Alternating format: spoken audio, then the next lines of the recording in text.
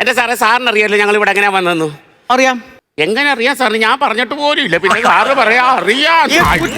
ഈ വരുന്ന കുറ്റപത്രമല്ല എന്റെ മുമ്പിൽ കൂടെ അല്ലേ പോകുന്നത്. സാറേ ഞങ്ങൾ കൊറോണ കാലത്തുണ്ടല്ലോ, ചേട്ടൻ വീട്ടിൽ ഒരു ഭക്ഷണം കഴിക്കാൻ ഇല്ലാ സമയത്ത് കുറെ ഫ്രൂട്ട്സ് മേടിച്ചിട്ട് വന്നു. എന്റെ നേരം പോക്കിന് ഞാൻ അതെല്ലാം കൂടെ അരിഞ്ഞ് ഒരു കാലത്തിലിട്ട് പൂച്ച പറിക്കുമല്ലോ എന്ന് പറഞ്ഞ് ആ വായൊന്ന് മൂടി കെട്ടി. ഈ കൊറോണ സമയത്ത് ഇതെല്ലാം ഞങ്ങൾ വിട്ടുപോയി.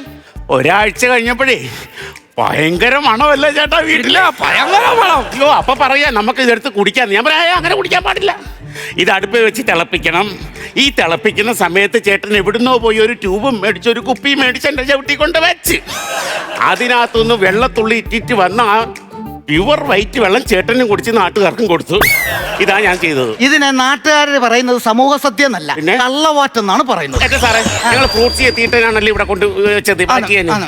ഞങ്ങൾ നിയമപരമായിട്ട് കല്യാണം കഴിച്ച ആളാണോ? ആണല്ലോ. ഞാൻ ഭാര്യയും ഭർത്താവുമാണോ? അങ്ങനെ സാറിന് മര്യാദ ഉള്ള ഒരാളാണെങ്കിൽ ഞങ്ങൾ രണ്ടുപേരെ ഒരു സെല്ലി കിടത്തിയാൽ എന്താ? എങ്ങനെ ഇരിക്കുന്നു? നിങ്ങളെ രണ്ടുപേരെയും കൂടെ ഒരു സെല്ലി കിടത്തിയിട്ട് വേണം ഒരു 7 മാസം കഴിയുമ്പോൾ ഇതേ ഫ്രൂട്ട്സ് വാങ്ങിച്ചോണ്ട് ഞാൻ നിന്റെ വയറ്റ് പൊങ്കാലയ്ക്ക് വരാൻ.